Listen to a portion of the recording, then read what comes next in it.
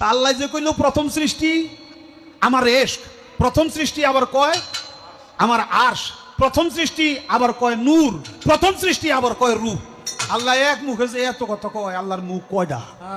খালি কয়টা না, ওটা মুখ না হুক, এটাও আমার জানা দরকার। আস্তাগফিরুল্লাহ।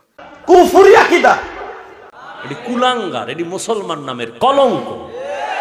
অর্থাৎ ইসলামের যে কোনো একটা বিধানকে কেউ যদি একটু অপছন্দ করে অন্তরের থেকে, এই অপছন্দ করাটাই ঈমান ভঙ্গের একটা কারণ। ইসলামের যে কোনো বিধিবিধান, আল্লাহর ব্যাপারে, রাসূল সাল্লাল্লাহু আলাইহি ওয়াসাল্লামের ব্যাপারে, দ্বীনের ব্যাপারে কোনো কিছু নিয়ে ঠাট্টা বিদ্রুপ করলে, ঠাট্টা করা, উপহাস করা, ব্যঙ্গ বিদ্রুপ করা, এটার দ্বারা ঈমান ভেঙে যায়। এটা ভুলবশত করলেও ঈমান ভেঙে যাবে, এমনি হাসি মজাকের মধ্যে করলে তাও ঈমান ভেঙে যাবে। অর্থাৎ দ্বীনের কোনো বিষয় নিয়ে হাসি তামাশা ঠাট্টা বিদ্রুপ করা যাবে না। এই ব্যাপারে সরাসরি কোরআনের আয়াত আছে, সূরা তাওবার 65-66। আবুল সরকার, আমার এত কষ্ট লাগছে, সে আমার মুহাম্মদ সাল্লাল্লাহু আলাইহি ওয়াসাল্লামের নূরকে নিয়ে ব্যঙ্গ করতেছে, সে কোরআনকে নিয়ে ব্যঙ্গ করতেছিল। আমি নিজে তার বক্তব্য শুনছিলাম। সে বলতেছে কোরআন এক একবার এক এক কথা বলে, একবার বলে আউয়ালু মা খালাকাল্লাহু তাআলা নূরি, আরেকবার বলে কি, আরেকবার বলে কি, সে তার মতো করে ব্যাখ্যা দিয়ে যাচ্ছে। আল্লাহ নাকি একবার কইছে আমি প্রথমে ফেরেশতা বানাইছি, আবার কইছে আমি নিজে আমার নূর বানাইছি, আরেকবার নাকি আল্লাহ বলছে মুহাম্মদ সাল্লাল্লাহু আলাইহি ওয়াসাল্লামের নূর আগে বানাইছে।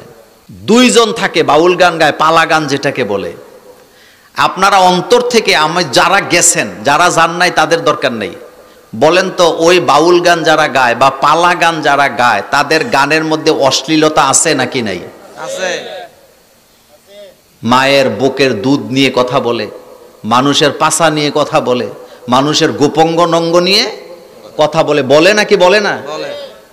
কিন্তু আপনারা যারা আমার সামনে বসে আছেন, বলেন তো এই কোরআনুল কারিমে একটা অশ্লীল কোন শব্দ আছে? সুবহানাল্লাহ পড়েন। একটা অশ্লীল কোন শব্দ কোরআনে আছে? 30 পারা কোরআনের কোথাও আপনি একটা অশ্লীল শব্দ পাবেন না। অথচ স্বামী স্ত্রীর কথা কোরআনে আছে নাকি নাই? বিয়ের কথা কোরআনে আছে নাকি নাই? সন্তান জন্ম দেওয়ার কথা কোরআনে আছে নাকি নাই? কিন্তু অশ্লীল কোন শব্দ নেই। এটা কোরআন, এটা পবিত্র কিতাব। কিন্তু বাংলাদেশে দুইটা গ্রুপ আছে, কথায় কথায় আল্লাহকে আসামির কাঠগড়ায় দাঁড়া করায়, নবীকে আসামির কাঠগড়ায় ধরা করায়, আল্লাহকে তারা দোষ দেয়। এমন জুলুম করার মতো দুইটা পার্টি আছে, একটা হলো লালনবাদ আর একটা হলো বাউলেরা।